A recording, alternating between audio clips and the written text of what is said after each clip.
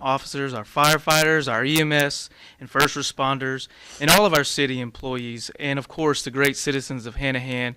Lord, I just pray a special blessing over our city. Lord, I pray that you would keep us safe, keep our streets safe, and I just pray for those who are out there each and every day who are responding to calls and things that are happening, Lord. I just pray that you would give them the courage and the diligence to continue to serve in such a valiant way, Lord. Lord, I just pray that you would protect each and every one of them who are out there. Lord, I just pray right now for a special blessing over this particular meeting, Lord. I pray that everything is done, that is said and done in this place tonight, just be honoring and glorifying to your name. For it's in Christ's name I pray. Amen. Amen. Thank you, Pastor Joe. Next, we have our Pledge of Allegiance, and we're going to ask Council Member Christy Rainwater if she would please lead us in the pledge. I pledge allegiance to the flag of the United States of America and to the republic for which it stands, one nation, under God, indivisible, with liberty and justice for all. Thank you. And at this time, I'm going to ask Councilman Mayor Pro Tem Mike Dyson if you would please join me down front.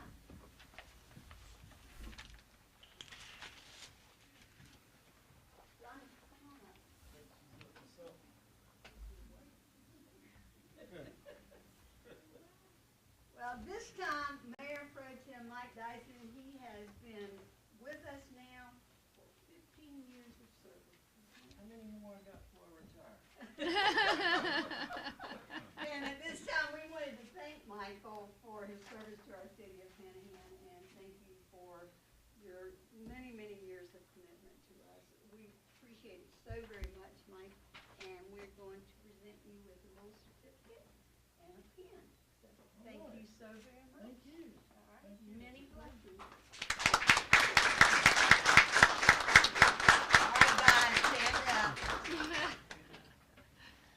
I'm good. No, you gotta shake the hand. Congratulations. Pleasure working with y'all. You're welcome. You're welcome. Sorry. I didn't get a get out of jail card though. No, you don't get one of those, sorry. All right, next we're going to ask Chief Turner, will you please join me up front with PFC Carnes and K-9 Officer Otto. Is he here? Oh, Otto's here. okay. And could I get, when I get to read the proclamation?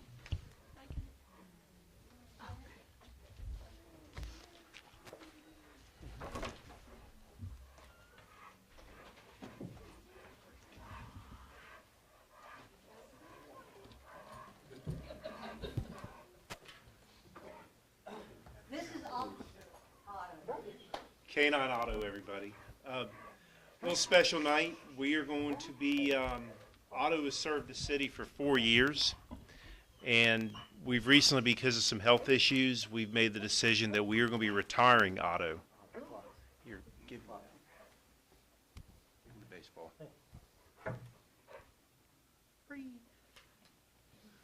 Courtesy of my son. All right. I have a proclamation that I'm going to read. The dog, Otto, belongs to the police department. But what we're going to be doing, since he is retiring, we're going to send him into Pet World, and he's going to be living with Charles Carnes, Chucky, his handler. Whereas Otto commenced his years of service to the city of Hanahan when he was selected as a police working dog for the Hanahan Police Department in 2014. And whereas Otto was partnered with Private First Class Charles Carnes during his intensive canine training and during his tenure as a police working dog in the Uniform Patrol Division of the Hanahan Police Department, and whereas during Otto's career with PFC Charles Carnes, they deployed on countless occasions to assist the Hanahan Police Department and multiple law enforcement agencies in the Tri-County area, which included tracking and apprehending numerous suspects, prison escapees, conducting building searches, and locating and recovering illegal drugs and firearms. And whereas in 2 high-profile deployments, Otto was called upon to assist in the search for the suspect who shot in an attempt to murder Deputy Will Rogers of the Berkeley County Sheriff's Office, and to assist in the attempted apprehension of the suspect responsible for shooting in another incident of attempted murder of a police officer, Deputy Kimberly Gist of the Berkeley County Sheriff's Office. And whereas, in addition to the work on the street, Otto provided numerous canine demonstrations to schools, community groups, neighborhood children, and has been one of the most popular and well-liked police officers with the Hanahan Police Department. And whereas, in late 2017, it was discovered Otto had injured his leg, and during treatment for this injury, Otto was diagnosed with a neurological disorder and a suspicious mass on one of his rear extremities, rendering him incapable of performing his police duties. And now, therefore,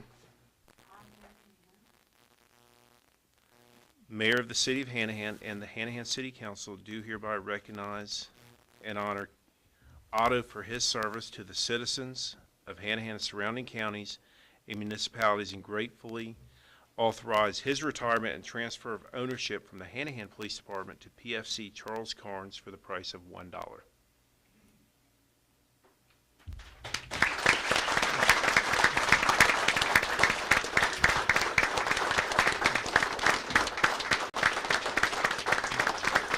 We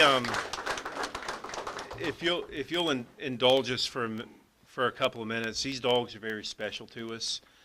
That they will put their lives on the line in a second to protect the handler and protect other police officers, and they will literally work until they die.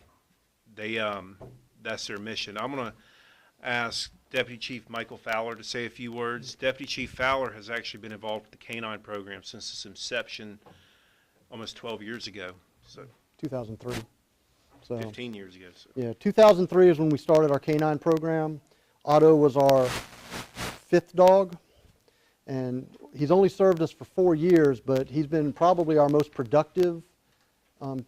I say he. It is a team. It's not just one. It's the officer and the K-9 that form the team. They're responsible for about $10,000 worth of cash seizure. I don't even know if we can put an amount. We lost track when we were trying to tabulate how many pounds of drugs he's gotten off the street.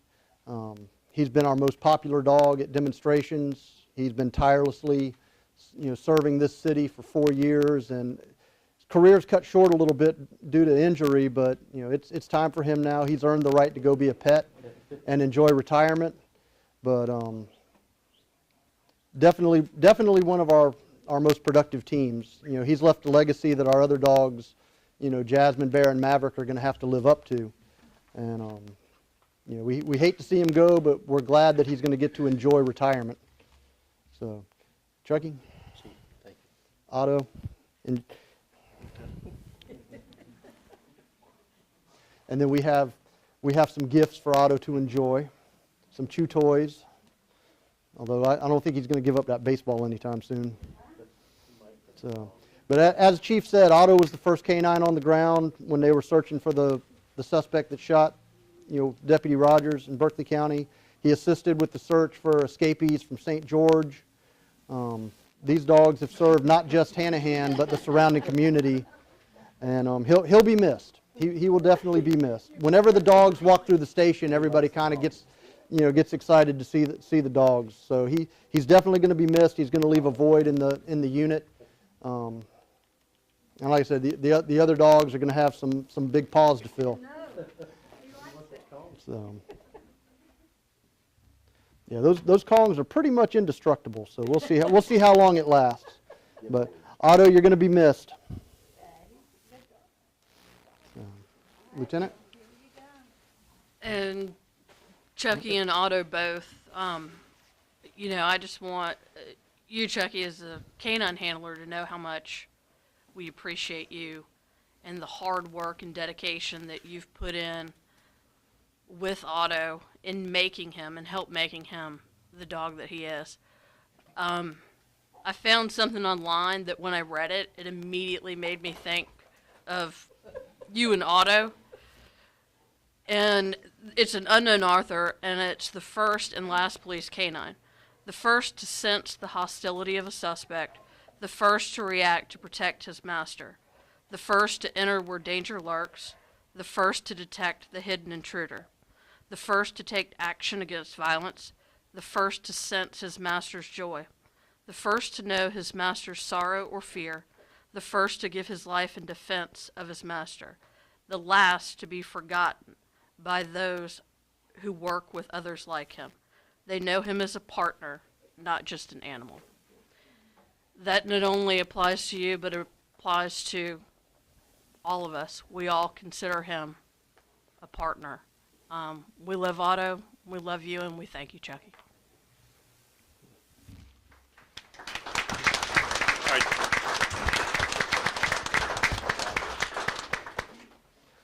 Yeah, I like Otto too, because I he's think all he's that probably calm. one of the few dogs that's never actually tried to bite me. Yes. Yeah. Yeah, Chucky, we have two things for you. One is a certificate of appreciation showing the years that Otto worked for us. Don't let him get a hold of that. He'll tear it And- to shreds. The final thing I got for you, Chucky, this is actually from, I found this immediately, thought of him. You know, in our world, just like the military, challenge coins are very important. And I found one for Otto, and it says, and I'm gonna give it to you, because it'll disappear if you give it to him. It says on the back with the canine paw with the American flag on it, protector of law enforcement, guardians of the night, and it has loyalty, honor, courage, and strength. And I want to give you this challenge coin, and I thank you for everything that you have done and Otto have done for the police department and our citizens. I mean, my son doesn't get excited much over police stuff anymore, but if Otto and Officer Carnes would be patrolling Tanner Plantation and come down my street immediately, he wants them to stop and get him out, and then there'd be 20 kids in my yard wanting to see the dog. So that's how popular it was, and we appreciate it. Let's keep in mind, Chucky's not going anywhere. Chucky's still going to be here. It's just Otto we're saying goodbye to. So Chucky, if you will sign right there, we will relinquish ownership of your partner.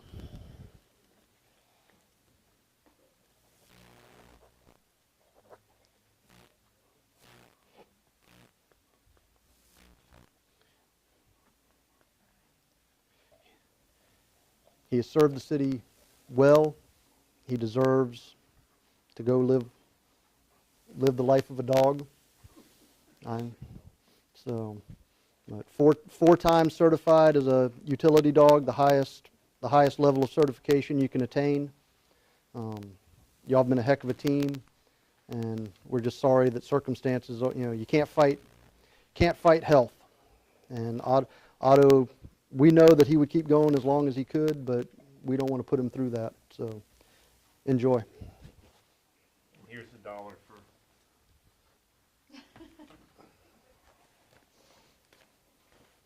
And we're gonna wish him good luck. I wouldn't. He's a dog's world now, he's not yours. There you go. Hey, the paper's signed. I'm good. Chuck, you want to say anything? Just thank you.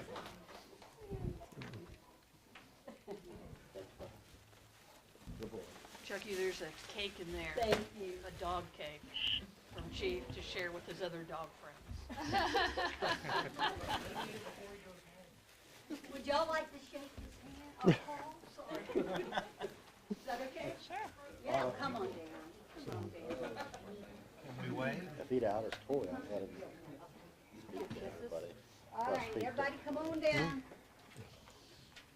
And at this time, do I have a motion to accept the retirement of K-9 Officer Otto and authorize the transfer of ownership from the Hanahan Police Department to PFC Charles Farms for the price of $1? Do I have a motion? Make the motion. Do I have a second? Second. Is there any discussion that y'all would like to say to Otto before he leaves? Stay away from his tail.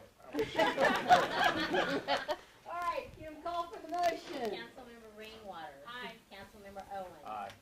Mayor Pro Tem Dyson. Aye. Councilmember Hodges.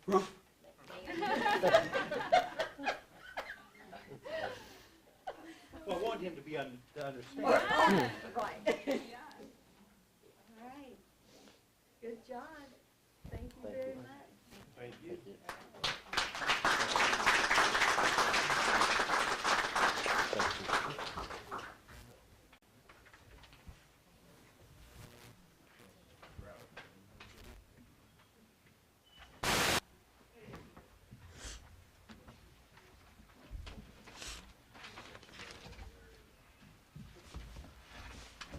Okay, the meeting is now open for citizens' comments. These are regarding your agenda items only. If you wish to address council, please come to the podium and state your name and address for the record.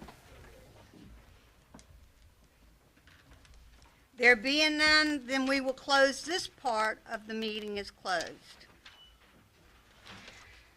Under consent agendas, items are adopted with a single motion, a second, and a vote unless a request for removal is heard from a council member. Items on the March 13th, 2018 consent agendas are the approval of the minutes from the February 13th, 2018 regular city council meeting. Do I have a motion to approve the March 13th consent agenda? So moved. Do I have a second? Second.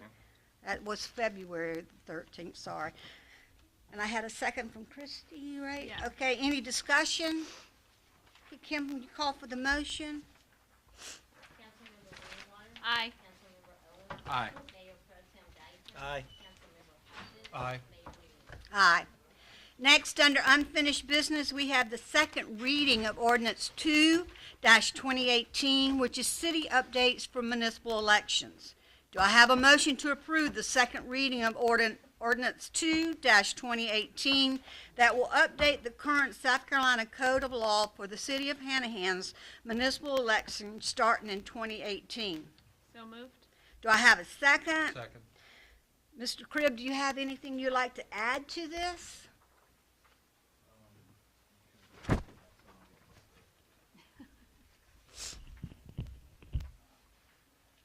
I don't have anything to add, basically, and for the benefit of the audience.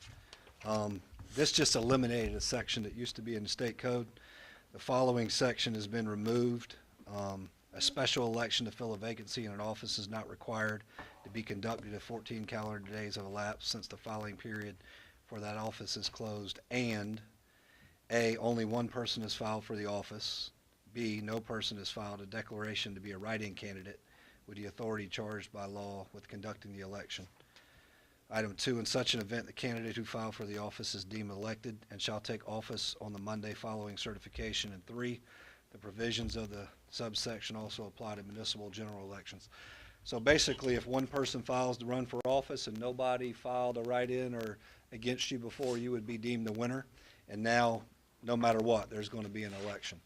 So it doesn't have to be an organized write-in candidate or anybody filing. So those requirements have been stricken, and now there'll be an election for every opening, no matter how many people file. Okay, thank you, Mr. Cribb. Is there any discussion, any questions from the council? Kim, call for the motion. Councilmember Rainwater. Aye. Councilmember Owens. Aye. Mayor Pro Tem Dyson. Aye. Councilmember Hodges. Aye. Aye.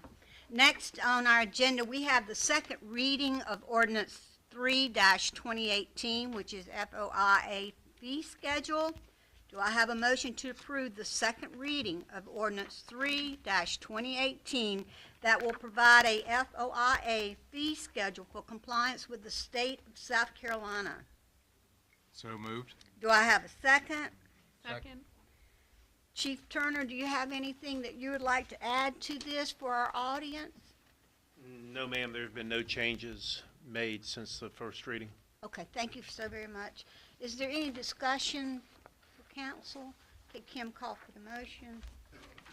Councilmember Rainwater. Aye. Councilmember Owens. Aye. Mayor Pro Tem Dyson. Aye. Councilmember Hodges. Aye. Aye. Next, under new business, we have a resolution which is 3-2018. This is the adoption of the Emergency Operation Plan. If Randy Moneymaker, will you please explain this resolution to our citizens?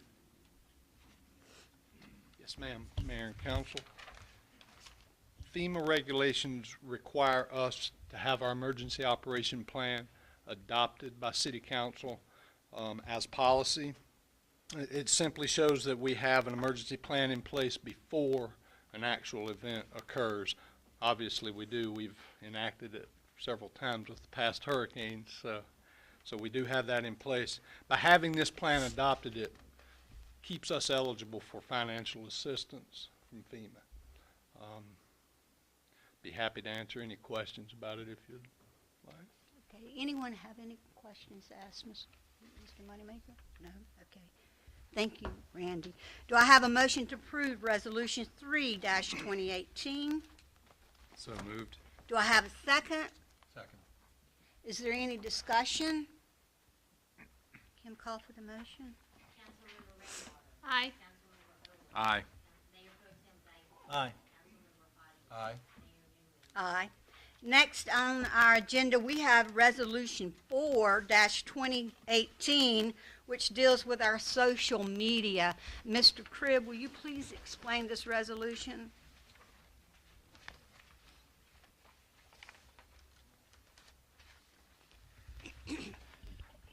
As you're aware, social media is becoming more and more common within each community.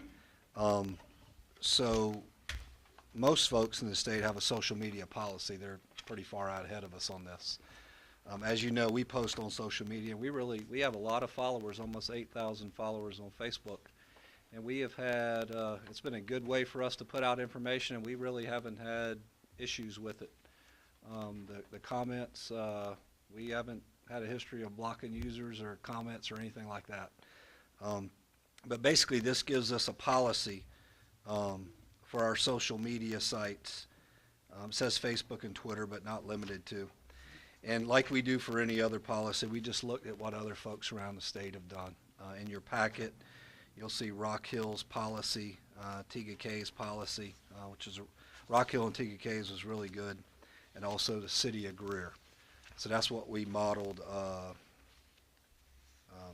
resolution number 4, 2018 after. Would you like me to read the whole thing? Whereas the purpose of the city's social media sites is to present matters of public interest within Hanahan to its residents, businesses, and visitors. The use of social media sites is not intended to serve as the city's primary source of notifications or communication. The city intends to promote effective communication through the use of social media, including but not limited to Facebook, Twitter, and other sites the city deems effective in accomplishing the above-mentioned purpose. In that spirit, the rules for posting external comments on the social media sites are intended for moderators to ensure that posted comments are constructive and suitable for all readers while respecting a wide range of opinions and points of view. Whereas social media sites are created for the sole purpose of serving public interests within the city's community, anyone using a social media site will by doing so accept, agree, and understand that there is no legal liability to the city as a result of any posting or comment on social media site. And all other persons using the social media sites agree to fully hold the city harmless of any content, postings, comments, or interpretations conveyed about any content, postings, or comments which occur on social media sites administered by the city. Whereas the city reserves the right to delete submissions that violate this policy, all posted information and comments on the city's social media sites must comply with the following rules and regulations. Comments and posted content must be civil and may not contain slanderous, libelous, malicious, offensive, threatening, profane, or insulting language. Comments or posted content that promotes, fosters, or perpetuates discrimination on the basis of race, creed, color, age, religion, gender, marital status, in regard to public assistance, national origin, physical or mental or disability, or sexual orientation are not permitted. Comments or posted content that references the personality of individuals, personal attacks, or potential libelous statements are not permitted. Advertising or promotional announcements are not permitted. Comments or posted content must be within the scope of the topic under discussion. Comments and posted content cannot include personally identifiable information such as address, phone number, social security number, and other sensitive information. Comments or posted content of sexual nature or links to sexual content are not permitted. Comments and posted content cannot present a person other than the one posting the comment.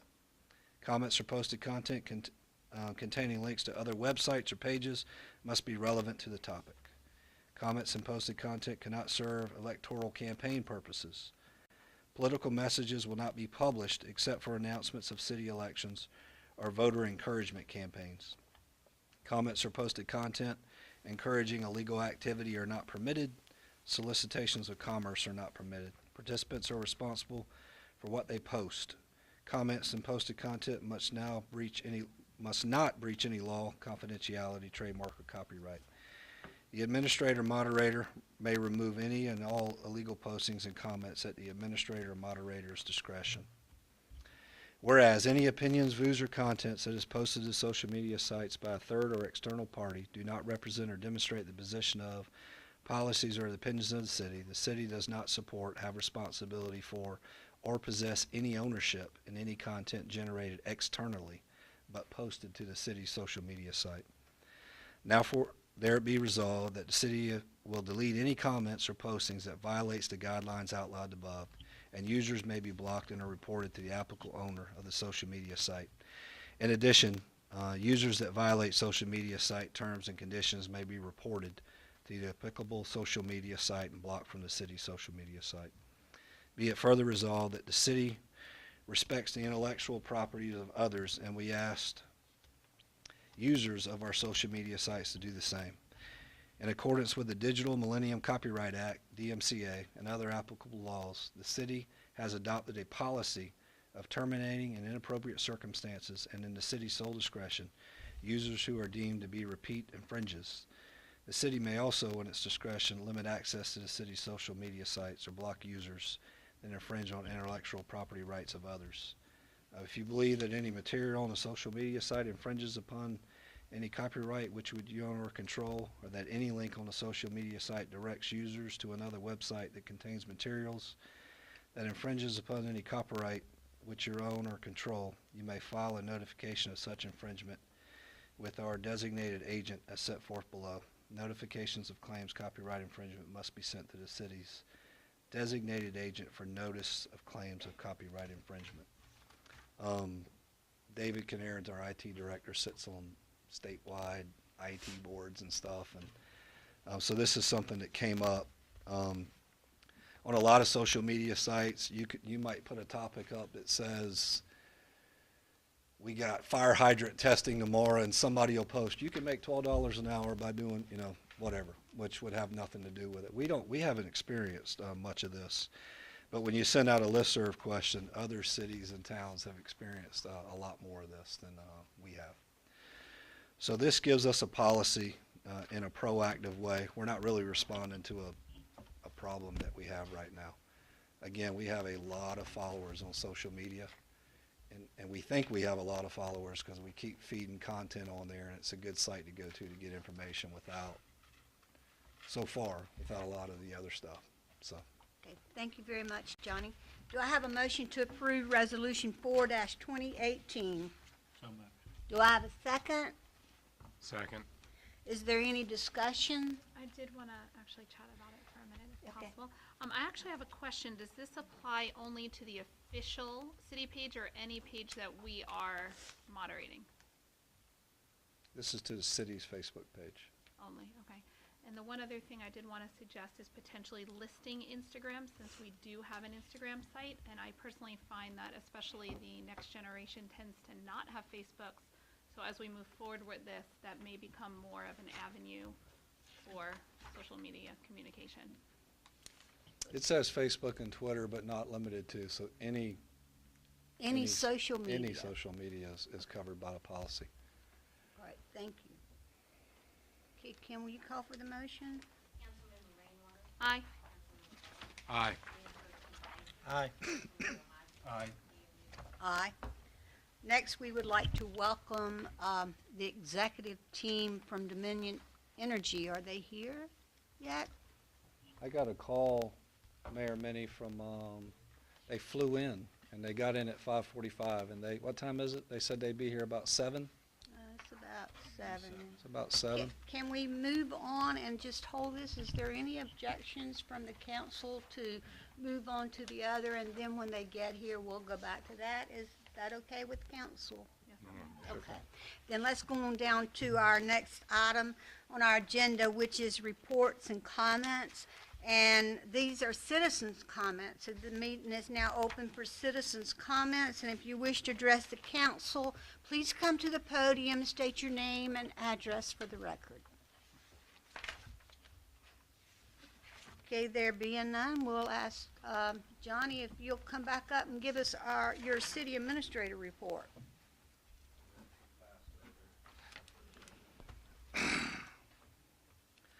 Okay, really good news to report on the U.S. government property. GSA has processed and submitted the transfer documents to the National Park Service for the conveyance to the city. This transfer will come in the form of a constructive conveyance, which is a temporary deed by the National Park Service. Basically, when it comes to us with this conveyance, there's about 6 to 12 more months that it takes for us to get the deed to the National Park Service. But we have full ownership as soon as we get it, so we can begin the project. And we've been told that we will have this within 30 days. So we have talked about, I think I've talked about this for every month for years. So that's certainly good news. So that's something we'll be looking for. Kitty and Randy are already working on the RFQ process. Well, we will request qualifications from design professionals, and we'll go about those interviews. And then we'll select a firm to help us design the park. And when we do that, we'll also have obviously our rec department knows what their needs are in our athletic leagues right now. It's anybody who's played in a soccer league or any other baseball league that we got, especially for soccer, football fields like that, we have a critical need. But we will have a public meeting to get input on what folks would like to see at the park. I've done a lot of those in my past, and sometimes you'll get people show up and say they want $1 million skate park or, lots of different things. But this will be a terrific regional park in that part of our community. And I say regional, all of our parks are City of Hanahan parks. If you've noticed at our current baseball softball complex, the outfields are torn up really bad in the fall, and when you tear up the grass and when the spring comes around, you get more weeds than you get grass. So we are hopeful that when we build this facility, we get some multi-purpose fields that will keep us from having to, one, jam kids on smaller fields and tear up the fields, but also they get the play on a field that's actually designed for the activity that they're playing in. So that'll be a really big benefit. This park, I'm anticipating will be built in phases. I can't imagine we'll have enough revenue to do it all at once. And not many regional parks anywhere around, even for very affluent communities, are built all at once. So this will have an active and a passive recreational component. We've talked about the trail system that's going in over there, and it's exactly 1 mile around this 53-acre site. So we could add a 1-mile trail to the park. And to let you know how big this site is, our current recreation park, from the amphitheater, senior center, double gym, fields 1 through 7, the soccer field, boat landing, that's about 53 acres. So on our map, because the land is, it looks smaller, but we could fit everything we currently have at our current park on that site, and then some. So it's a very large piece of land. I want to go back. I know Councilman Cox is on county council now, but a long time ago he went after this piece of property, went to Joint Base Charleston, and as he described it, he got sent from office to office. And we were trying to help the school district. We had 42 acres over there, active and passive part, the city did, and the school district had a need. So Kevin won, and we were asking for 20 acres or something. We weren't even asking for the 53, and the government came back and said, Well, if you want 20, we want you to take all 53. We don't really have any use for the other 33. And this is land that recently the comps were about 100 or 120,000 an acre. So we're getting 53 acres of land for free from the federal government. This is $5.5, $6 million worth of land. So that is significant. I think Councilman Sally grabbed it after that and worked with Tim Scott, and they got it put in the National Defense Authorization Act, and that literally gave it to us by law from the federal government. And then internally on staff, Kitty, our purchasing agent, I don't think a week goes by that she doesn't call these folks and say, where we at, where we at, where we at. So she's really been staying on top of that. And when she sent me the email the other day, it said good news. It was really hard to believe because we've been talking about this for so long. So I also anticipate that with the school district, they're building a new school. The roundabout's going in. That project's going really well. It's on time. Back whenever we did the RFP and we offered them the 21 acres, we also offered them a 66-foot right-of-way through this property to have a second means of ingress, egress to the school for school use only, not a permanent opening in and out of the community. So once we get deed to this, we'll make that offer to the school district. We'll get it to Michael Ramsey, who's our rep, and also Mac McQuillan, who's the rep from that area. We'll get it to them because we know traffic is going to be a bear. If you live over here, you know it already if you live near school.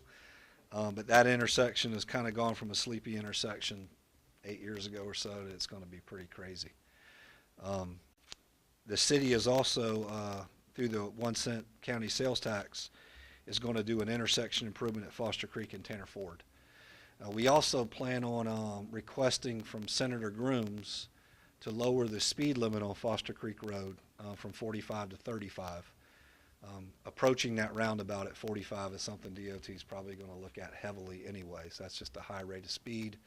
We have a pedestrian trail going in and a crossing and all that stuff, so it's to try to make it safe. As you know, the school district, if you live within, Kevin, help me, 1 mile of the school, 1.5 miles of the school, the bus isn't coming to get you unless they make a special exception. So this school could potentially turn out to be bike racks full of bikes, you know, and kids walking to school. We hope so. That's less traffic on the roads. And we've tried to provide a safe means to get there, or as safe as possible. So, again, really good news on that property. It's been a lot of work and a long time coming. But I anticipate this part to cost between about $3 and $5 million. If we would have had to buy the land, you're looking at $9, $10 million, $11 million project. So getting the land for free was a tremendous help. As you know, on council, we dedicated the money we sold the property to the school district, $1.15 million for a phase 1. We also have some impact fee funds or building fee funds that we already have budgeted. And we have the 21 acres across the street that once we get title to this, we could also put up for sale, which would give us another $1 million+. So we potentially, with no loan, no bond, no anything, have close to about $3 million to do a phase 1. And my last reminder will be, as part of the conveyance, the government doesn't like to give this property away for free, and you just sit on it. So we have to begin phase 1 within 1 year. So people wondering, okay, now you got land, when will it start? It has to start within a year. And once we start, things will move fast. If you live in that area, one day our public works facility and fire station was by this huge wooded lot, and like 2 days later it was by this completely empty lot. So once we get a plan and we get to work, things will happen really fast. The Village Renaissance Grant, the sidewalk and guardrail is in. Look, the project looks really good when you turn on Berkeley Street off of Murray. You got a clear line of sight of the sidewalk. We did a walk through the other day. The project isn't finished. The silt fence is still up. Grass has still got to grow in. Whenever we did the walk through, we probably identified 15, 20 sites where they got to bring in more dirt to get it level. And we'll stay on top of them until that grass grows in and the path is level. The police department's been doing a good job of going out there and writing warning tickets if people are parked up on the sidewalk. We'll do that for 30 or 60 days or so, and just because people are just have to get used to something different. We did have an issue where there were a lot of parts of the trail where the dirt was packed in and it was going up to the mailboxes, and we had an issue with our postal driver that literally was not even driving down the road, was driving down the sidewalk to deliver the mail. So we went over there and talked to the postmaster about that. And it's just different, you know, it's just something different that they got to get used to. But it looks good. We've had a lot of, during the project, like any other project we've done, we had concerns during it while it was a construction zone, and now we've started to get some nice feedback. We had a resident call the other day, and they take care of their elderly parent that's in a wheelchair, and said for the first time they rolled them outside and went for a walk down the sidewalk, and they had never been able to do that before. So that was nice. When we were doing our punch list the other day, the school bus dropped off the elementary school kids, and there are a bunch of kids in that neighborhood. I mean, this isn't even the middle school kids that walk to the school. This was elementary, and they all just got on the sidewalk, and they stayed on the sidewalk until they went into their house or they crossed the road. So it was nice not seeing them pour out into the road. So a really good project, and now we're eligible for a phase 3 over there. We still got 2 security cameras to put in to go along with a couple of ALPRs we got over there. The next round of funding, we're going to try to get a sidewalk somewhere that gets folks from that area to Remount, where the shopping district is. We've got some funds to add an additional hydrant or 2 in an area where we need faster access to hydrant. As part of the initial study, it also identified dilapidated abandoned homes where you could use funds from this grant to tear those down. Sometimes the property owner's like, I'd like to tear it down, but I don't have. If it's got asbestos, it could be $10,000 or something. But in order to be able to tear down blighted properties, and also an allowance for landscaping and stuff. And that round of funding is $500,000. So hopefully we'll be competitive to receive those funds, and we'll get to work on that project. And my last talking point is the downtown revitalization. We met with Stantec today. Stantec is dropping off the plans to SCDOT tomorrow. Stantec had an on-site visit today with the utility companies. So basically, DOT will get the plans. I contacted Tim Henderson today with DOT and asked him to rush that for us. And he pledged that they would get that out quick for us.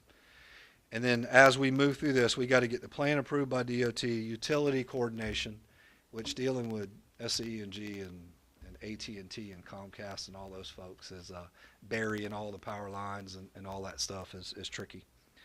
And also permissions and right-of-way. There's 2 very small sections of right-of-way we'll have to purchase. One is up at the very tip of the checkers. Doesn't impact anything they have on their property, but it's a small piece. And there's also another small piece at Loftus and Yeaman's intersection, a very small piece where the new sidewalk is going in.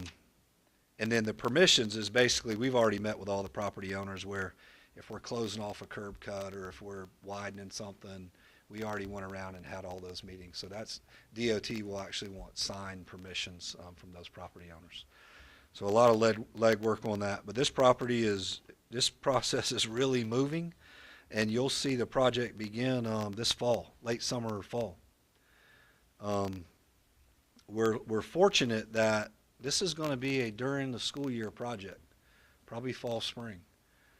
But we can go down Dixon and go down Murray. I mean, there's other ways to navigate through the city when this construction project is going on, without it shutting things down. So we're fortunate that we got some multiple ways in and out of this corridor to help. Upcoming meetings. We've met with staff and talked about doing a community project update meeting on April the 12th. It's before our rec leagues begin and all that stuff.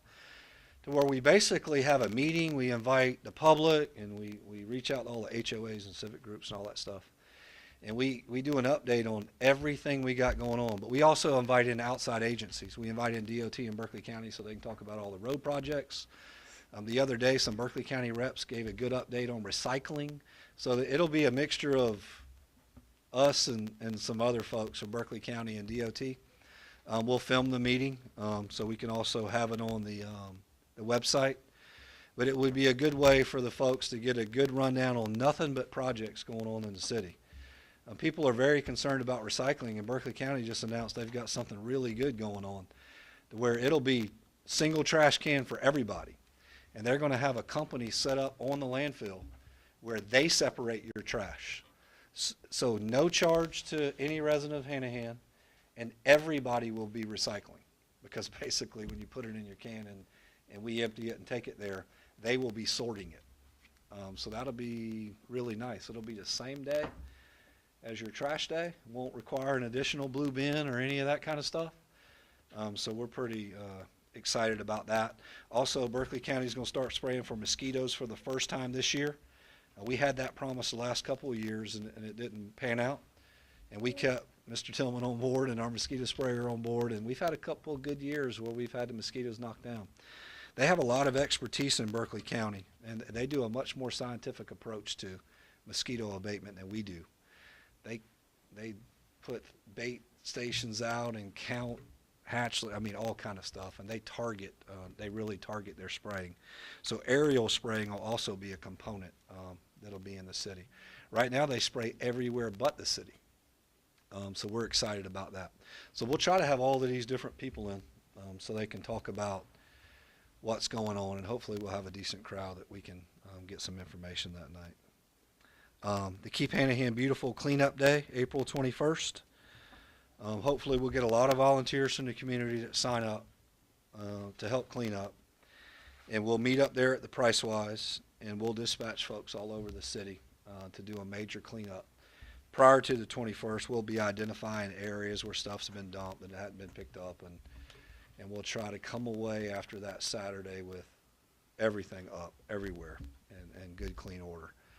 But we're hoping it doesn't end up being, you know, a bunch of city employees, and we're hoping to have a lot of volunteers, and we've been fortunate with that in the past. And we'll certainly communicate it to the school for the kids that need service hours and stuff. And we've been making a lot of connections in some parts of the community where we haven't had a ton of civic involvement in the past, and we have some folks really ready to step up and work in some of those areas now. So we're going to engage them, and hopefully they can get even more of their neighbors out to help. And so our public works guys, rent maintenance, I mean, we have police, fire, I mean, literally everybody that can help from the city will be helping. Also, the Recreation Department opening day is April the 14th. That's a big day. Seems like everybody in the city's out there that day.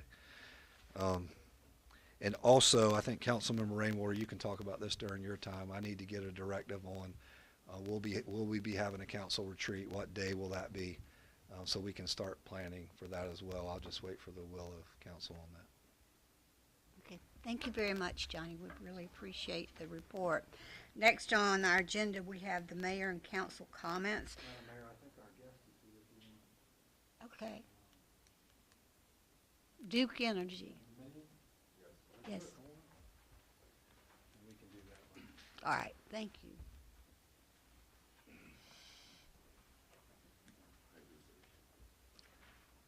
Welcome to our city. We're glad you're here. You're the angel, right, that came to rescue us and merge in there, right? Well, I thought I was the guy on the speedway when I arrived at the airport in Charlotte at 4:15. I am here. Well, welcome. Well, Let's thank you give so a much. Pineapple here to say welcome to the Low Country. And the only one thing you have to remember, and that is Hanahan is the capital of Charleston. Welcome. There will be no argument here. Thank you. I'll be brief and be here as long as you wish for me to be here and stand before you. My name is Ty McBee. I'm from Dominion Energy. A lot of things have been going on. I did I was somewhat introduced from Duke, but it is starting with a D, but Yeah. it's from Dominion, so I North won't hold that Carolina. against you. A lot of things are going on, a lot of things that you have heard and somewhat read of all what's going on with SCANA. I was quite interested to hear about the utilities that going on, and I think you're the first one that I've heard in a long time that where that you have prepared yourself as far as for anything that's happening. You need to have a utility committee. You need to have someone in charge, whether it's building, construction, or what have you. And you seem to be well on top of that. Briefly, that I'm from Ohio. As probably you recognize from the sound of my voice, I'm from Ohio. I am the manager of external state and government affairs, and I've been there for about 36 years in the utilities dealing with the gas, the natural gas portion of the utility of Dominion. Now, with all the things that are going on that you have read, heard about SCANA, about the power plant, the nuclear power reactor that's been sitting out there that's not going to do anything for you at this time.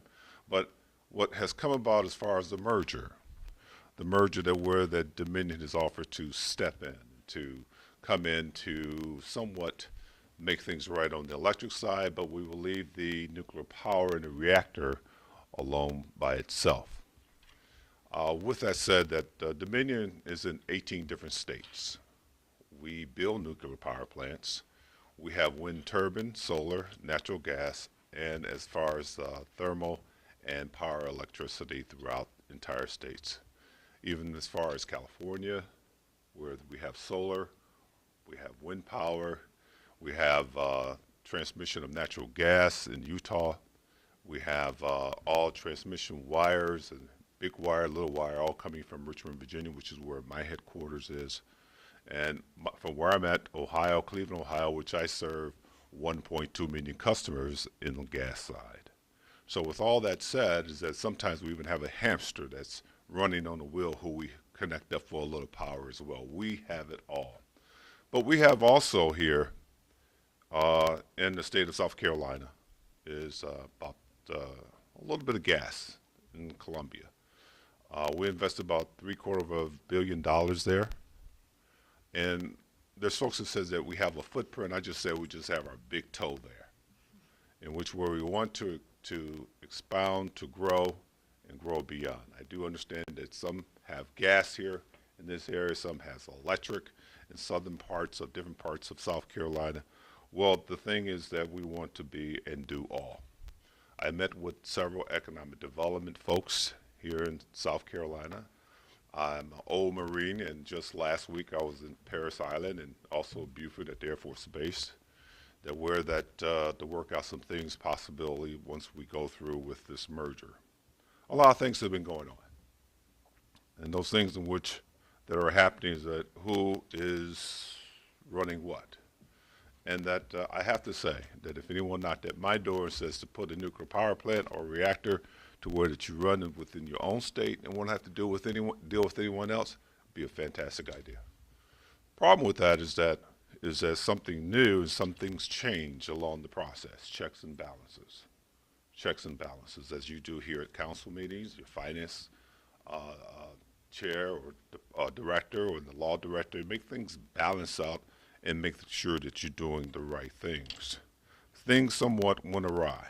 I don't know what, only from what I read, only from what I hear. And with that said, is that as far as Dominion coming in, we want to do some of those things to right the ship. Again, to right the ship. With Dominion, as far as being here, Dominion Energy, there's things about on the electric side that customers will receive $1,000. $1,000 if they paid into their account. And the argument comes out about why not more or why not less. That's something in the legal side, which probably the law director probably can explain more, that when you merge with another company, that where that people who have paid in it for so many years, and even though they're moved, they're deserving right of some payment for something they did not receive. For something they did not receive. Other things that have gone out there were that the possibility of paying industries that deal with electric. There's about almost 300 million, and much as receipt or refunds is about 22 million. Some state agencies that are around that as much as about 36 million, they will receive about 9 million, and some municipalities 22 million. Churches, which use a lot of electricity on the size and use of it, they probably receive somewhere between $160,000 to $197,000 back as refunds. I'm not sure how much that reaches here, Mayor. I'm not sure as far as that in your city here. But as far as making things whole, as far as Dominion, is that what we do? In all the 18 states that we are in, we not only cooperate and work with the states and communities as being a good corporate citizen, is that we have to be concerned about the states that are next to us, not just the state that we are in, but the state that we are next to. It could be on 4 sides, 3 sides, or 2 sides. And we want to make sure that we are a good corporate citizen on that part. Lastly, and I will take questions if like, is that as far as contributions and things on that order, is that to be that good neighbor, we have to participate. Come to the table, talk, realize what needs to be done and what has to be done. Economic development, which I've been around, I've been in this state for 6 weeks, flying back and forth on the weekend. I feel that the governor's going to contact me and says I have to pay state tax for being here this long. But I have traveled from throughout the entire state along with a team of other people from Dominion. A team of other from Dominion and economic development teams. They've asked and said, well, how come SCANA wasn't here and now you're here? We want to sit down with you, work as a team. If you have something new that comes along, economic development, or a company or business that's interested in coming here, that you need power, you need the electric, possibly you may need the gas, and understanding that that's only a small part of the gas part because the largest capacity out of Columbia is 20 inches in diameter. It's 20 inches in diameter. I have 20 inches of diameter in Cleveland, Ohio, Akron, Canton, Youngstown, going down neighborhood streets. I have 30-inch going down neighborhood streets. And we're now building a 60-inch Atlantic Coast pipeline project from Virginia all the way to the East Coast. So I recognize the need, purpose. I recognize as far as businesses coming here or opportunity, economic opportunity, that we're there to assist and to help. So we work as a team. We work as a team, as a module team. People come in from all over, from those 18 different states, and drop in, work, and resolve problems. There's nothing that I have seen yet except putting gas lines on top of trees and poles, but I don't think that's going to happen. Only the electric part. Mayor, council, residents, we're here. We present ourselves to the legislators, to the Senate, to the governor, to all the folks that are involved. I've been told that they wish that we were the second group or entity or utility to come to the table. But so happen that we're the only ones at the table. And everything is misogynized, everything that can change as long as that we have conversation. The legislation will go out in May, and they will come back, midterm elections, and we hope that we have some things resolved and work well with the state of South Carolina. I do take questions. I do thank you for your time. If there are allowed any questions from you, Mayor, or the council. Yeah, anyone have questions? Yes, Christy. I just was curious, I know it shared a lot of how this affects customers. How does this affect employees?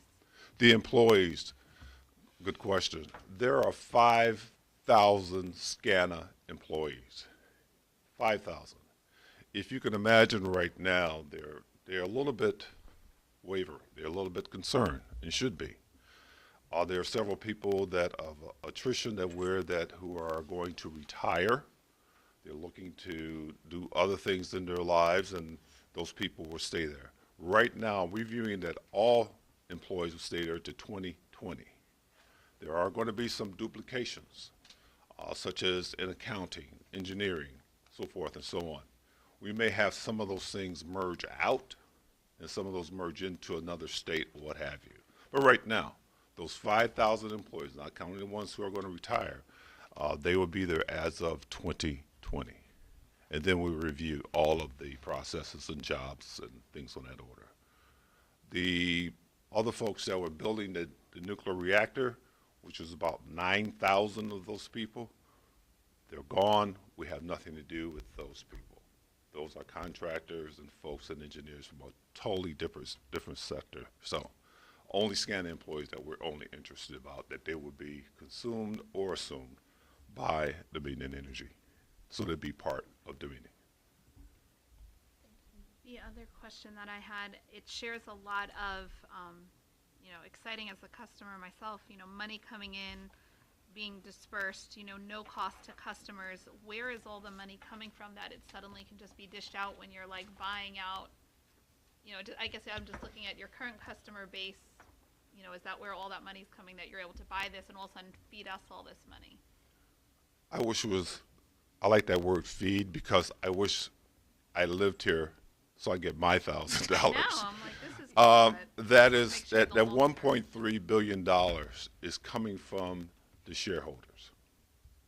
It's coming from the shareholder. I'm a shareholder. That with all the 18 different states that we're in, all the utilities that I just discussed, electric, nuclear power, gas, that's coming part from the shareholders. That we're only any company, or I should say entity, that can buy or merge has to get the approval from the shareholders to take that money from the board. That comes in, and that was the thing to do.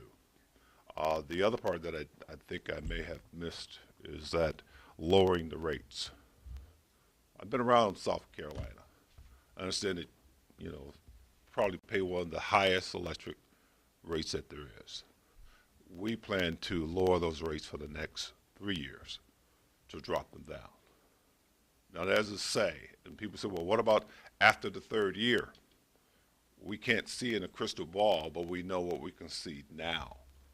Okay, we know what we can see now. The same as your city, you don't know what the taxes will be, you don't know what the road work, the projects that may go on, that may be asked of the community and the citizens that are here. But we're looking at it to go even further, hopefully. But we know now.